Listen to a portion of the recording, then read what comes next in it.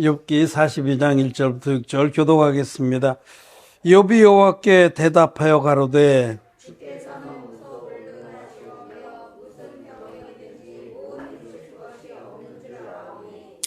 무지한 말로 이치를 가리우는 자가 누구니까 내가 스스로 깨달을 수 없는 일을 말하였고 스스로 알 수 없고 헤아리기 어려운 일을 말하였나이다.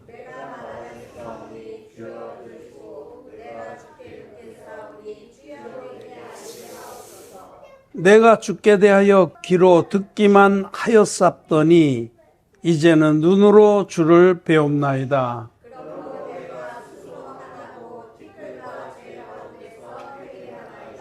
아멘. 네, 성도 여러분 안녕하십니까? 네.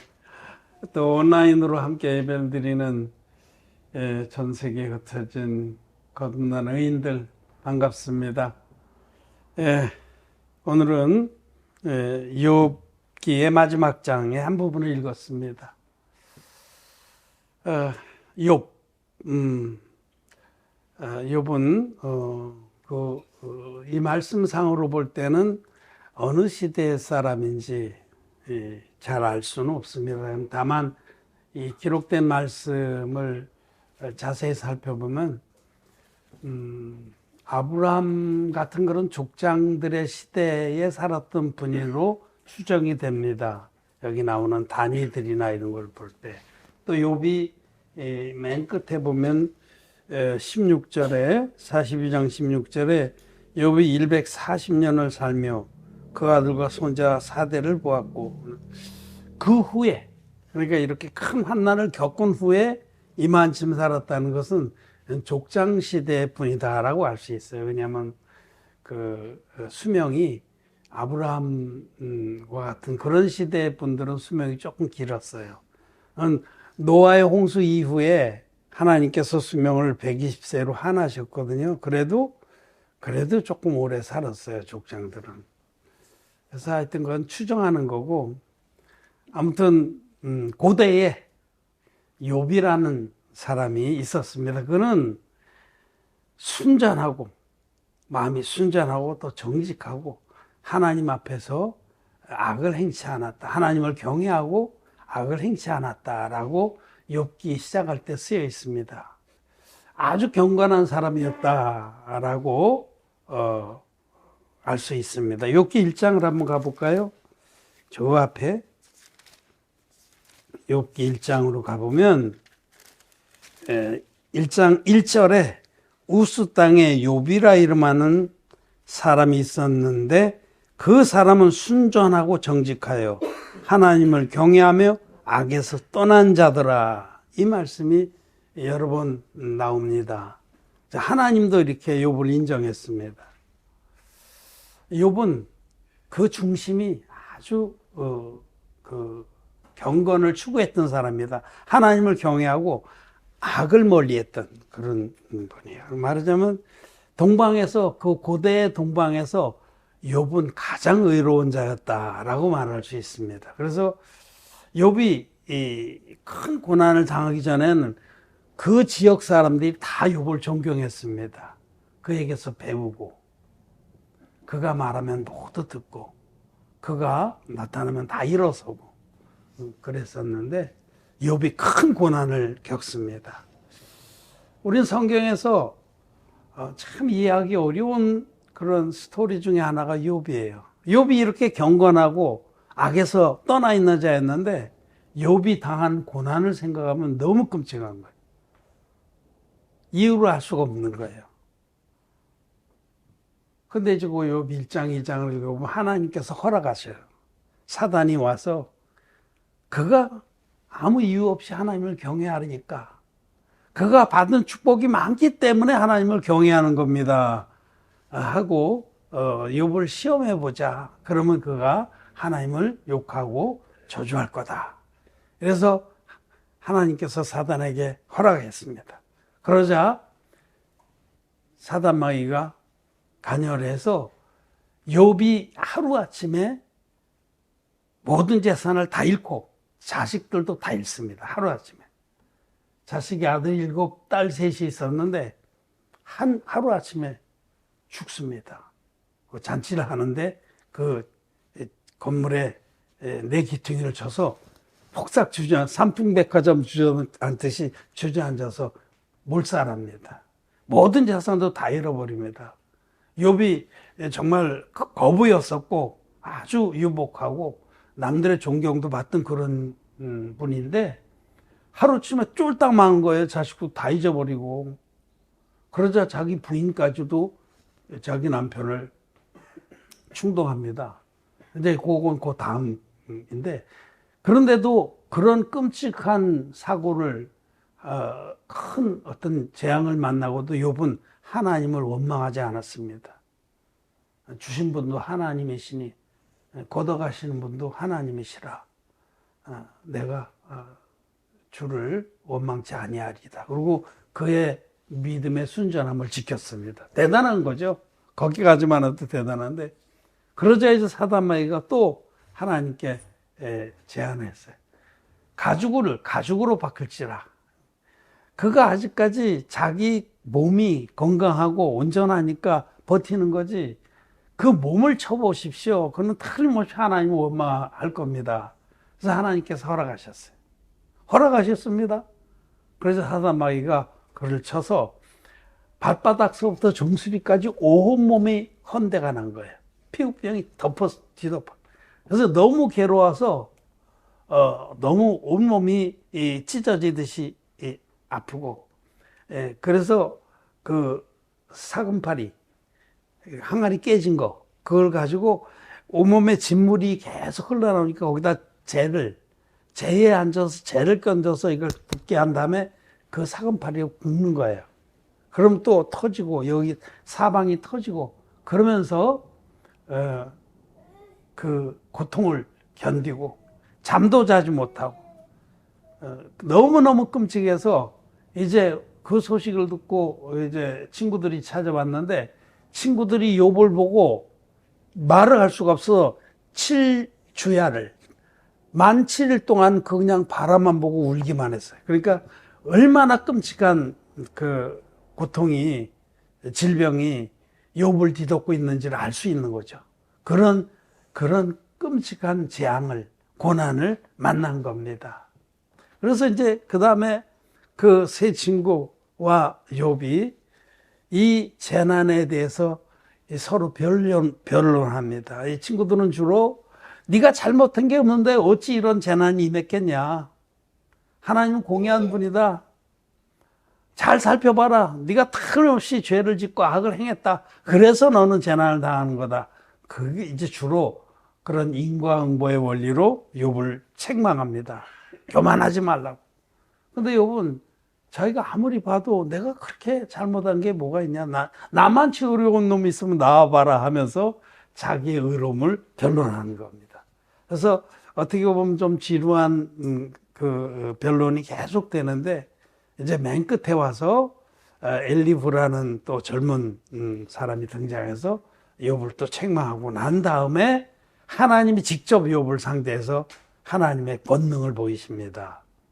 근데 그때에 비로소 이제 욥이 자기의 실체를 인정하면서 오늘 우리가 읽은 본문, 내가 정말 턱도 없는 놈이 하나님께 대들었습니다 하고 인정을 하고 내가 회개합니다 하고 고백한 것을 볼 수 있습니다.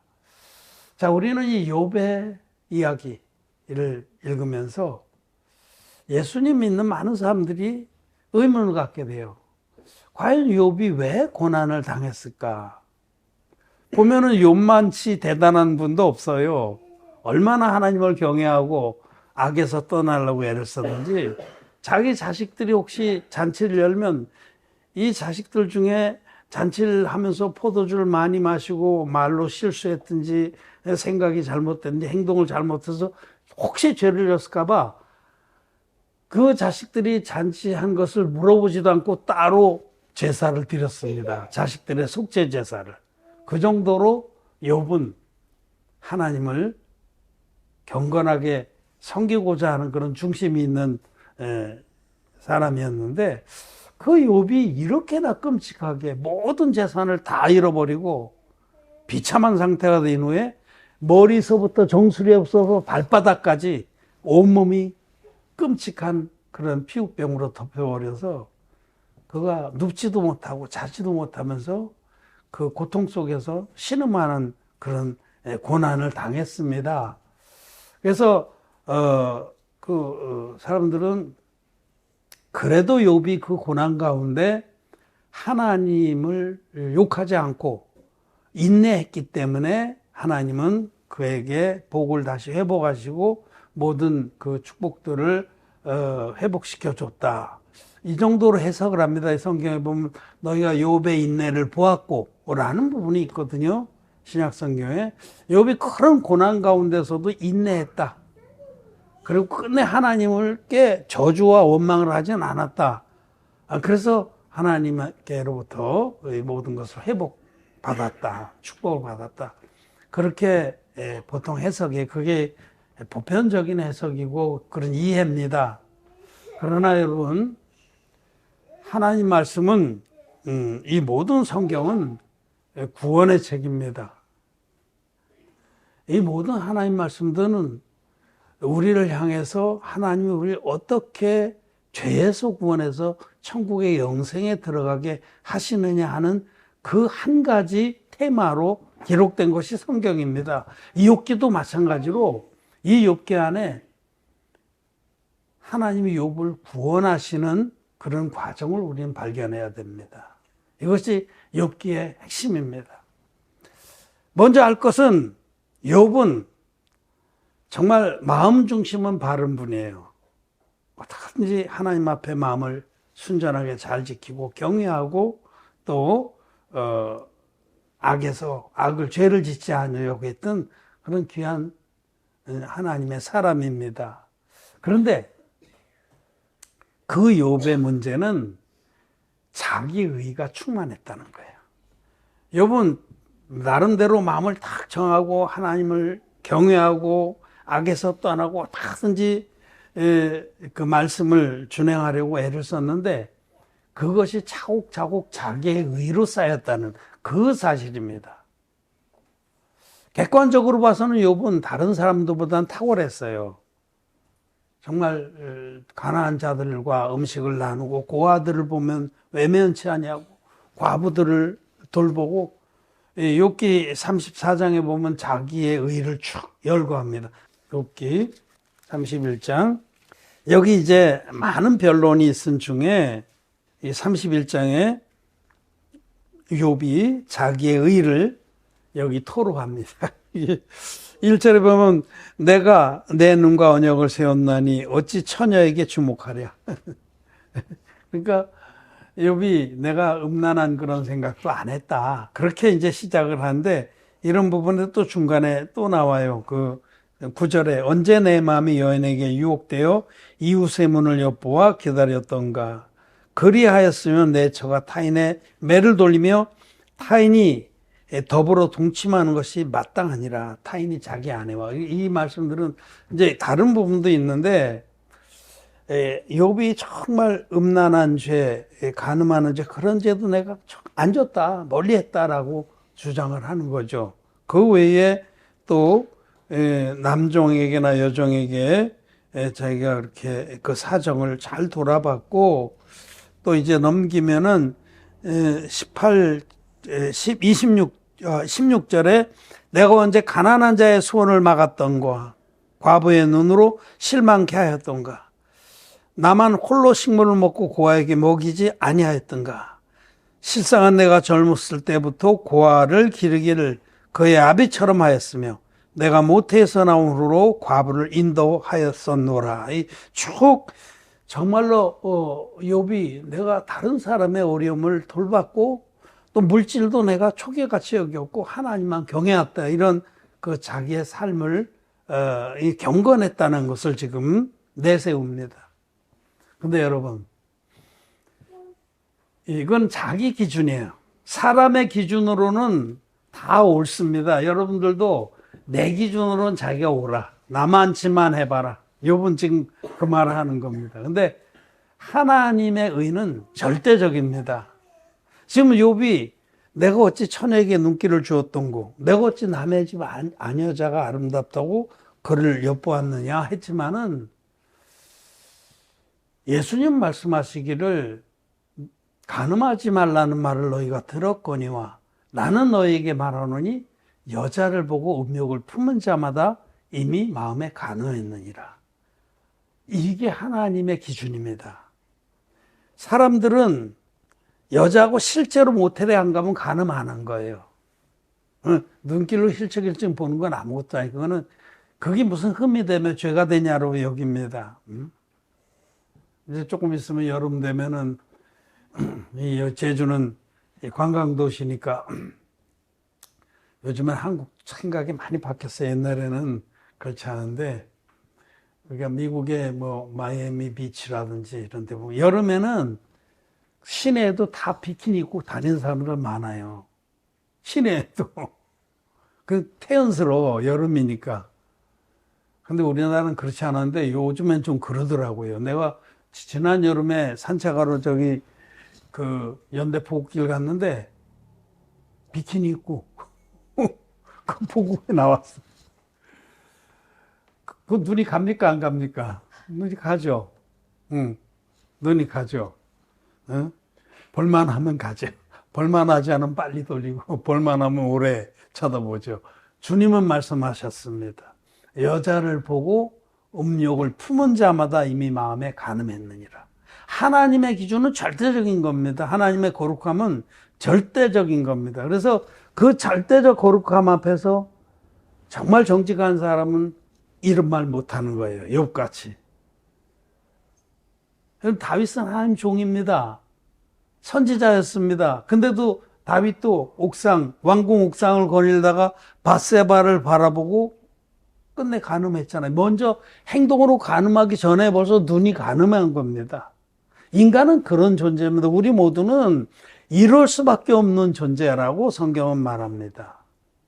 만물보다 거짓되고 심히 부패한 것이 사람의 마음이라 누가 이를 알려마는. 이게 우리의 실존이고 실체인데 사람들은 다 착각하는 거예요. 나만큼만 해봐라. 욥이 이 병, 자기 의의 병이 아주 중한 병이 걸린 거예요. 실제로 그는 보통 사람보다는 출중하게 순전하고 또 경건하고 악에서 떠나려고 애를 썼던 사람은 맞습니다만은 그래봤자 아담의 후손입니다. 그래봤자 그나 욥이나 우리나 다 만물보다 거짓되고 심히 부패한 마음을 가지고 태어나서 평생에 죄를 질 수밖에 없는 자들입니다. 그런데 욥은 자기 의에 지금 충만에 빠져 있었던 겁니다. 그의 삶은 사실 존경할 만한 삶이었지만 그러나 실체는 하나님 눈앞에는 그도 똑같이 아담의 후손이었다는 거죠. 그런데 문제는 자기 꼬락서니를 몰랐다는 겁니다. 욥이 고난을 받은 것은 그 밑바닥이 드러나게 하기 위한 겁니다. 너도 똑같이 죄덩어리다라는 것을 드러내기 위해서 그것이 드러낼 때까지 주님께서 그 목을 조르신 거죠. 고백할 때까지. 욥이 고난받은 이유는 그겁니다. 욥도 우리와 똑같이 성정이 아담의 후손이에요. 우리 속에는 모든 사람은 저와 여러분 할 것 없이 모든 인류는 다 아담의 후손입니다. 범죄한 아담의 후손은 태어날 때부터 그 마음속에 온갖 더러운 거 갖고 태어나게 돼 있어요. 이것이 진리입니다. 마가복음 7장 20절 이하에 말씀하신 것처럼 예수님께서 거룩한 척을 떠는 바리새인들을 책망하시면서 속에 속고 사람의 마음에서 나오는 것은 악한 생각, 즉 음란과 도적질과 살인과 간음과 속임과 흘기는 눈과 광폐와 쭉 13가지 죄들을 쭉 열거하시잖아요. 진리입니다. 진리입니다. 저와 여러분은 이 진리의 말씀대로 이 모든 악한 걸 가지고 태어난 자들입니다. 이 속에 태어날 때부터 온갖 더러운 걸 갖고 태어나서 어떤 환경을 만나면 이게 쏟아지는 겁니다. 다윗도 음란과 간과 음탕과 이런 것들을 갖고 태어나서 속에 장착이 돼 있는데 마침 밧세바가 그 대낮에 벌거벗고 목욕하는 걸 본 거죠. 그래서 그 속에 있던 것이 쏟아져 나온 거예요. 그게 진리입니다. 근데 사람들은 여기다가 뚜껑을 탁 해닫고, 그 다음에 여기 밖을 다 까만 종이로 싸발라서 없다. 나한텐 더러운 게 없다. 라고 자기도 속이고 남도 속이면서 살아갑니다. 그걸 위선이라고, 위선. 거짓선. 그게 실체입니다. 저와 여러분은 속에는 온갖 진땡이 더러운 것이 가득 들어있는 존재들이고, 죽을 때까지 이런 것들을 쏟아낼 수밖에 없는 존재라는 사실을 성경은 말씀합니다. 탐욕과, 그리고 그 모든 그 악의 근원에는 이기심과 정욕이 자리 잡고 있습니다. 이기심. 여러분, 우린 이기적 존재입니다. 누가 뭐래도 이기적 존재. 그래서 재료 자체가 이렇기 때문에 하나님 앞에서 우리 스스로 아무리 노력해도 하나님의 거룩에 도달할 수가 없는 자들이, 이거 불가능한 겁니다. 인간의 의로는 하나님의 거룩함, 천국에 들어가는 그런 완전한 거룩에 도달할 수가 없습니다. 절대로 없습니다. 그런데 문제는 욥은 자기는 순전하고 악에서 온전히 떠났다라고 생각을 하고 이 모든 변론 과정에서 계속해서 자기의 의를 변론하는 겁니다. 그래서 우리는 이 말씀들을 통해서 왜 하나님께서 욥에게 이런 끔찍한 고난을 허락하셨나 하는 욥이 끝내 하나님 앞에 자기의 꼬락서니를 알고 굴복하게 하기 위해서, 즉 내가 의로운 자인 줄 알았는데 알고 보니 나는 의가 하나도 없습니다라는 그 고백에 이르게 하시려고 이런 고난을 허락하신 것이다 라는 겁니다, 여러분. 그리고 우리도, 저와 여러분도 이 욥기를 통해서 간접적으로라도 이 진리를 고백해야 됩니다. 하나님, 나는 의로운 것이 없습니다. 내 안에는 온갖 더러운 것만 있습니다. 선을 행하고자 하는 마음은 있지만 선을 행할 능력이 없는 자입니다 라고 고백하는 것이, 그것이 올바릅니다. 왜 하나님이 욥에게 이런 끔찍한 재난과 그런 고통을 허락하셨나? 그것은 욥의 의를 다 깨시려고 한 것이다. 그리고 자기의 의와 잘남이 다 깨져야만 하나님의 의를 얻게 된다라는 겁니다. 이것이 욥기가 우리에게 주는 교훈입니다. 많은 사람들이 예수님 믿지만은 전혀 하나님의 그 말씀의 진리를 깨닫지 못하고 자기의 열심으로 하나님을 믿으려고 그래요. 자기 의로. 이거 완전히 지금 예수님을 믿는 그 도를 거꾸로 해석하는 거예요. 지금 그런 분들은 욥과 같은 고난을 당해야 돼요. 그래서 욥처럼 드디어 엎어져야 됩니다. 내가 정말 착각을 하고 내가 의가 많은지 알고 하나님께 내가 그토록 많이 항변을 했지만 알고 보니 내 안에는 의가 전혀 없습니다. 잘난 것도 전혀 없습니다. 전능하신 하나님 앞에 정말 입을 내가 가립니다 라고 고백을 해야 되는 겁니다. 여러분 마음에 혹시 나의 오름, 나의 잘남 이런 것이 자리 잡고 있다면 이 욥기의 말씀을 거울 삼아서 이것을 다 깨버려야 합니다. 없습니다. 우리에게는, 나와 여러분들에게는 의가 없습니다. 의로운 것이 없고 잘난 것도 없습니다. 우리는 구더기 만도 못하고 먼지 맛도 못한 그런 자입니다. 아무 가치가 없는 자입니다. nothing입니다. nothing. 아무것도 아닙니다. 정말 내 안에는 선한 것이, 옳은 것이, 잘난 것이 아무것도 없다는 고백을 하는 자만이 하나님의 의를 못 잊게 된다. 생각해 보세요. 자, 모세는 애굽의 왕자로 40년 동안이나 아주 정말 고귀한 교육을 받고 모든 그 영화와 권세를 누렸습니다. 자기 의가 충만했습니다. 모세 충만했어요. 잘남이 충만했어요. 그런데 하나님께서 모세를 궁지에 몰아넣으시잖아요. 살인자를 만드셔서 그 모세가 도망갔잖아요. 미디안 광야로. 40년 동안 모세는 거기서 양똥을 치면서 비참한 생활을 한. 그렇게 모세의 충만한 의와 잘남이 깨지는 과정이 40년이 필요했어요. 그와 같이 온전히 하나님의 의를 옷 입으려면 자기의 의는 벗어버려야 되는 겁니다. 자기의 의가 남아있는 자는 하나님의 의를 절대로 얻지 못합니다. 하나님의 의는 전적으로 하나님 편에서 만들어서 우리에게 선물로 주신 겁니다. 모든 인간은 죄 가운데 태어나서 평생에 죄를 질 수밖에 없는 만물보다 거짓되고 심히 부패한 존재로 태어나기 때문에 스스로 거룩에 이를 수 없습니다. 그리고 거룩하지 않은 자는 절대로 천국 영생을 못 얻습니다. 천국 영생에 들어가는 자가 누구냐? 죄가 전혀 없는 의인이라에 들어가는 거예요. 죄는 거기 죄인 전혀 없으니 천국에 못 갑니다. 죄가 눈꼽만치라도 남아있는 자는 반드시 지옥에 떨어집니다. 죄의 삭은 사망이라. 그러니 누가 정직한 자라면 누가 나는 죄가 없습니다 할 자가 누가 있겠어요? 응? 아까 말씀드린 것처럼 여자를 보고 음욕을 품은 자마다 이미 마음에 간음했느니라. 우리는 간음죄를 늘 짓는 자예요. 죽을 때까지 짓는 자입니다. 응? 남자나 여자나 똑같습니다. 형제를 미워한 자마다 살인한 자 아니라 우린 죽을 때까지 살인하는 자입니다. 응? 탐심은 우상숭배니라. 우리는 죽을 때까지 우상숭배하는 자입니다. 우리는 이럴 수밖에 없는 자입니다. 우리 스스로는 도저히 거룩에 이룰 수 없는 자들인데 하나님이 우리를 이처럼 사랑하셔서 당신의 외아들을 아낌없이 우리에게 어린 양으로 화목 제물로 속죄 제물로 주신 겁니다.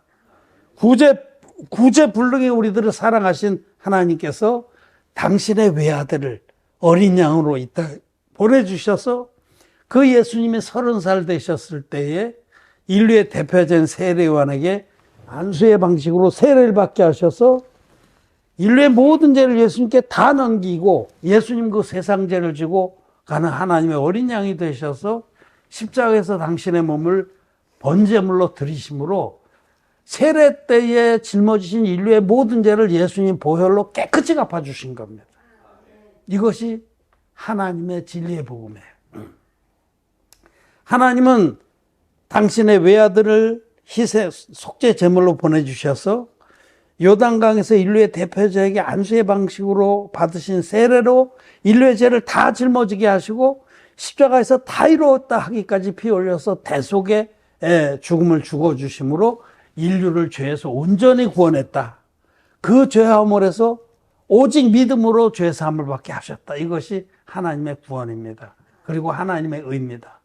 자기 의가 전혀 없는 자는 하나님이 주시는 이 복음 안에 충만히 담긴 하나님의 의를 생명처럼 붙들어서 얻는 겁니다. 누가 죄사함을 받느냐? 자기 의가 전혀 없는 자. 내 스스로는 도저히 하나님의 의에 도달할 수 없습니다. 하나님 나를 불쌍히 여겨주십시오. 나는 아무것도 아닙니다. 나는 의가 전혀 없고 나는 잘난 것도 전혀 없습니다라고 마음을 낮춘 자가 이 하나님의 의의 옷을 입고 구원을 받는 것이다 라고 말씀합니다. 사도 바울은 그가 예수님 부활하신 주님 만나기 전에 자기 의가 충만했어요. 욥처럼. 율법으로는 죄가 없는 자라. 나는 율법으로는 아무 흠이 없는 자라. 율법으로는 흠이 그렇게 사도 바울도 대단했어요. 율법으로는 흠이 없는 자라. 그랬는데 그가 예수 그리스도를 만난 후에 자기의 근본 모습을 알게 됐죠. 오라 나는 곤고한 사람이로다. 누가 나를 이 사망의 몸에서 구해줄고. 사도 바울도 자기 의가 다 깨어지면서 예수님 만난 겁니다. 그리고 예수님 만나서 죄사함 받은 다음에 성경에 보면 사도행전에 보면 갈라디아서나 이런 말씀 보면 바로 그는 아라비아로 가서 3년을 지냈어요. 이 부분에 대한 자세한 기록이 없습니다만은 저는 제가 복음으로 죄사함 받고 거듭난 후에 이 생각을 합니다. 우리가 정말 고백을 하고 나는 지옥 갈 자입니다 하고 고백을 하고 복음을 믿어서 죄사함 받아서 의롭게 된 다음에도 그 다음에 말씀으로 더 깊이 자기의 근본 모습을 보게 되는 과정이 필요합니다. 자기의 모습이 얼마나 비참한가를, 즉 복음이 더 깊이 마음속에 뿌리를 내리는 과정이 필요한 그 과정이었다고 난 봅니다. 아라비아로 가서 3년 동안 머물렀다 드디어 그가 복음의 일꾼으로 힘차게 외치게 됩니다. 중요한 것은 욥기가 우리에게 주시는 교훈은 너희 안에 의가 전혀 없다는 사실을 깨달으는 겁니다. 자기 의로 충만한 자는 정말 고난을 통해서, 아픔을 통해서 자기가 얼마나 부족하고 악하고 연약하고 아무 가치가 없는 자인지를 고백하고서야 주님의 완전한 의를 옷 입게 된다라는 겁니다. 왜 욥이 이런 고난을 받았나? 그는 자기 의가 충만했던 자인데 그것이 깨지기까지 하나님이 고난을 허락하셨다라는 것입니다. 우리는 성경 한 구절 읽고 마치겠습니다. 마태복음 11장 11절.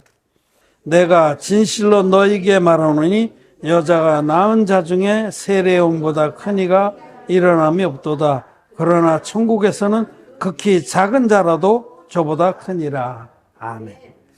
세례요한은 인류의 대표자입니다. 하나님께서 그를, 세례요한은 인간 중에서 그 의가 가장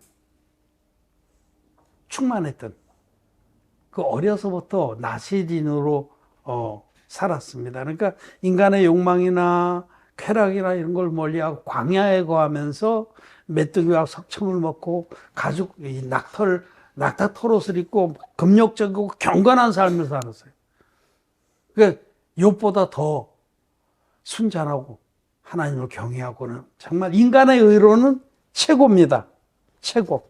그래서 하나님께서 그를 인류의 대표자로 세웠는데 여기 맨 끝에 말씀하신 그 세례 요한도 천국에 들어갈 수 없었던 그 자기 의로는, 인류 중에서 가장 경건하게 살았던 세례 요한도 천국에 들어간 제일 꼴찌보다도 못하다. 인간의 의는 하나님의 의와는 비교할 수 없다. 이런 뜻입니다. 인간은 아무리 자기가 악에서 떠나고 경건하게 살려고 해도 그거는 더러운 옷과 같습니다. 이사야에서 말씀대로 사람의 의는 더러운 옷과 같습니다. 그것으로는 절대로 천국에 못 간다. 정말 자기가 얼마나 비참한 존재인지를 인정하고 자기의 의와 살람을 다 깨뜨려 버린 자라야 하나님의 의를 선물로 받고 그 의로 천국에 들어간다라는 말씀입니다. 우리 오늘 욥이 왜 고난을 받았냐? 욥이 자기 의가 충만해서 하나님께서 그 의를 깨주셔야만 하나님의 의를 옷 입기 때문에 그렇게 고난을 받게 하셨다라는 말씀을 나눴습니다. 여러분도 자기 마음에 혹시 자기의 잘남이나 의가 여전히 살아있다면 한마 들고 들어가서 다 깨보시기를 바랍니다. 진리가 아닙니다. 사실이 아닙니다. 우리는 아무것도 아닙니다. 우리에게는 의가 없습니다. 우리에겐 잘남이 없습니다. 우리에겐 공로도 없습니다. 만물보다 거짓되고 심히 부패한 자입니다. 자기 꼬락선을 알아야만 하나님이 사랑으로 입혀주시는 하나님의 의를 온전히 옷 입게 됩니다.